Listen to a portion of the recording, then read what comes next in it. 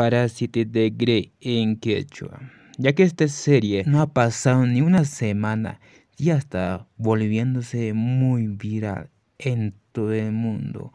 Quiero decir que todo el mundo está viendo esta serie y muchos me estaban preguntándome cómo se diría esta serie en quechua. En pronunciación sería Parásite de Grey.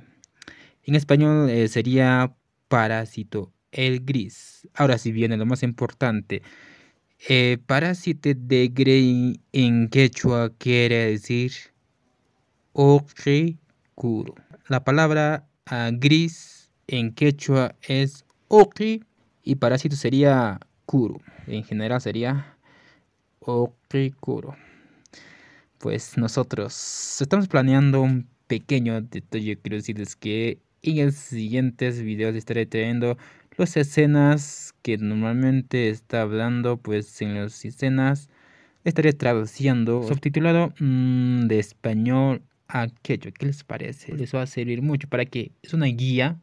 Lo que les voy a traducir en este video les va a servir como traducir. Entonces básicamente sería como un guía para doblaje quechua.